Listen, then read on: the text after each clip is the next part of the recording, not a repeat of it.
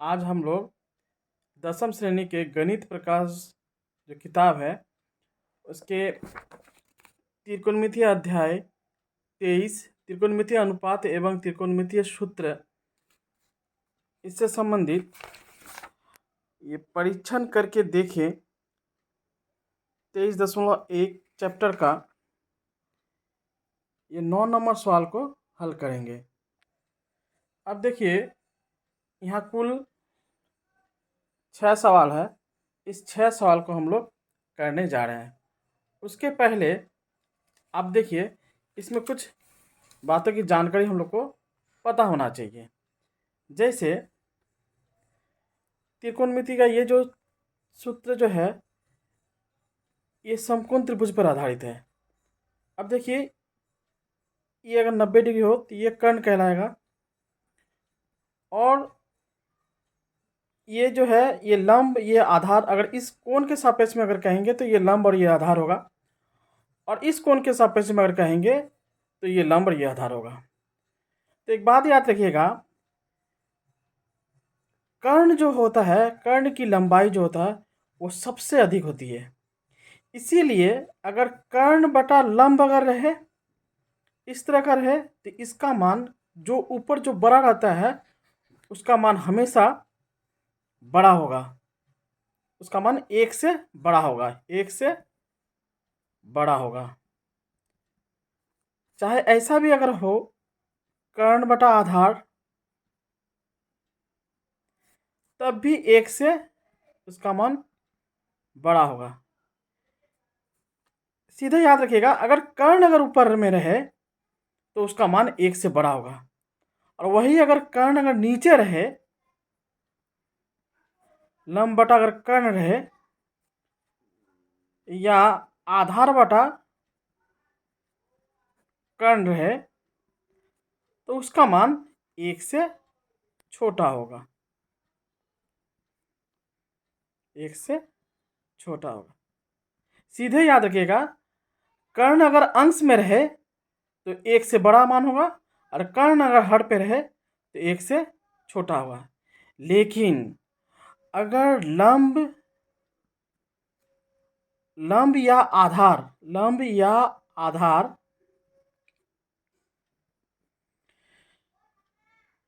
लंब या आधार अगर लंब या आधार अगर वो चाहे अंश में रहे चाहे हर में रहे, हम ये नहीं कह सकते हैं इसका मान 1 से बड़ा ही होगा या छोटा ही होगा। ऐसा हो सकता है बड़ा या छोटा दोनों ही हो सकता है, इसलिए हम कह नहीं सकते हैं। जो ये जो शब्द जो है हम लोग जो व्यवहार करेंगे सर्वदा 1 से बड़ा या 1 से छोटा, अगर सर्वदा व्यवहार करेंगे तो वो असत्य हो जाएगा। अगर लंब या आधार इस दोनों में, ये दोनों अगर रहे, अगर लंब अगर ऊपर रहे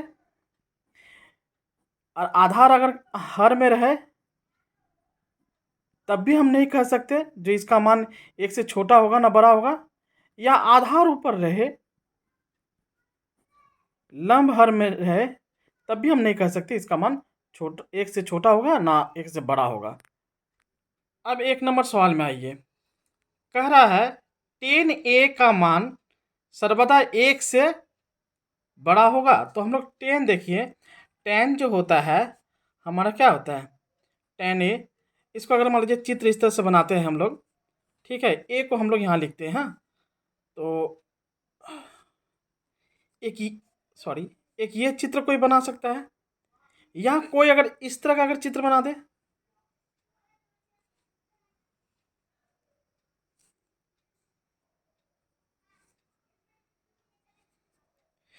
अब देखिए ये a के सापेक्ष में ये लंब है और ये आधार है। यहाँ देखिए लंब छोटा है आधार बड़ा है, लेकिन कोई अगर इस तरह का चित्र कोई अगर इस तरह का चित्र बना दे a का मान और इस तरह का चित्र बना दे, तो यहाँ पे देखिए लंब अधिक है आधार फिर क्या बोलता है कम है।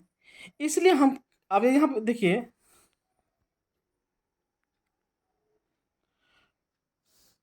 अब यहाँ पे देखिए tan a हम लोग क्या लिखते हैं, लंब बटा आधार। जब भी हम लंब बटा आधार लिखें तो यहाँ पे जो ये जो शब्द का व्यवहार किया है ना, सर्वदा एक से बड़ा होता है। हाँ, एक से बड़ा होगा, लेकिन ये जो हम कह दे रहे हैं, जो सर्वदा लिख कर जो कह दे रहे हैं, तो ये कभी नहीं होगा। एक से बड़ा भी हो सकता है, एक से छोटा भी हो सकता है, इसलिए ये हमारा असत्य है। उसी तरह से देखिए, कॉट ए का मान सर्वदा एक से छोटा होता है। अब देखिए, कॉट ए जो है ये होता है आधार बटा लंब। तो हम आपको बताए थे, चाहे आधार बटा लंब रहे या लंब बटा आधार रहे, जो भी रहे, उसका मान एक से छोटा भी हो सकता है, बड़ा भी हो सकता है। लेकिन यहाँ पे यहाँ पे भी देखिए, यहाँ जो सर्वदा जो व्यवहार किया है, हमेशा जो एक से ही छोटा होगा, ऐसा नहीं हो सकता है। हो सकता है, लेकिन ये नहीं, ये जो सर्वदा जो होगा एक से छोटा होगा, ऐसा नहीं होगा। ये भी हमारा क्या हो गया, असत्य हो गया। आप देखिए, किसी एक कोण थीटा के लिए साइन थीटा 4/3 हो सकता है। तो अभी पहले देखिए, ये जो साइन थीटा हमारा क्या होता है, साइन थीटा हमारा क्या होता है, लंब बटा कर्ण। लंब बटा कर्ण, तो कर्ण जो है इसका मान बड़ा होगा। लेकिन यहाँ क्या दिखाई दे, यहाँ क्या दिखाई दे रहा है, यहाँ पे दिखाई दे रहा है, मान लीजिए ये 4/3 दिखाई दे रहा है। तो यहाँ पे देखिए, कर्ण हमेशा लंब और आधार से बड़ा होता है, लेकिन यहाँ कर्ण देखिए, ये कर्ण जो है वो लंब से छोटा हो गया है। तो ये तो असत्य है, तो ये असत्य है। अब इसमें आइए, किसी कोण अल्फा के लिए साइन अल्फा 12/5 हो सकता है। अब देखिए, इसमें भी देख लीजिए, साइन अल्फा हम लोग क्या जानते हैं, लंब बटा कर्ण होता है। तो ये देखिए 12/5, यहाँ कर्ण का मान हमेशा बड़ा होगा, लेकिन देखिए कर्ण का मान लंब से छोटा है, तो ये भी क्या हो गया, असत्य हो गया।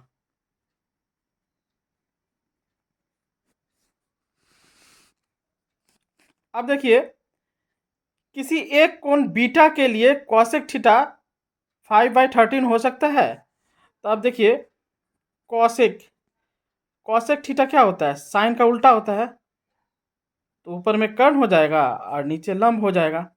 अब देखिए, यहाँ पे क्या दिया हुआ है, ये दिया हुआ है 5/13। यहाँ पे भी देखिए, कर्ण जो है वो हमारा क्या है, लंब से छोटा है, तो ये भी क्या होता है, असत्य है।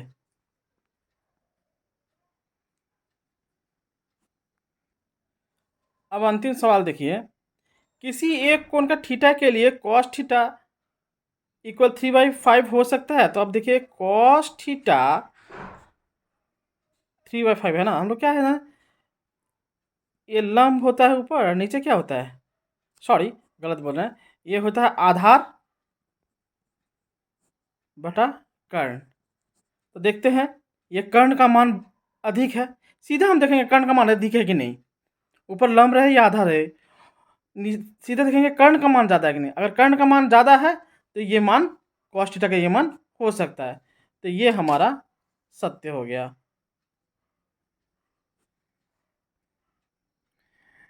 अच्छा, यहाँ देखिए, ये 4 नंबर जो सवाल था ना, ये यहाँ पे ये साइन अल्फा में लिखे है। एक्चुअली ये सवाल जो था वो सेक अल्फा का था। तो ये इसको भी हम कर ही लेंगे। जैसे सेक अल्फा क्या होता है, कॉस का उल्टा था। कॉस क्या होता है, आधार बटा कर्ण। तो ये क्या हो जाएगा, कर्ण बटा आधार। अब ये देखिए, ये 12/5 लिखा है। तो ये देखिए, कर्ण हमारा बड़ा है कि नहीं, अब सीधे देखिएगा कर्ण हमारा बड़ा है कि नहीं। हाँ, कर्ण हमारा देख रहे हैं, ये आधार जो 5 है उससे बड़ा है, 12 है ना। तो ये बड़ा है, तो बड़ा है, तो ये मान हमारा सेक का हमारा हो सकता है। तो ये हमारा सत्य है।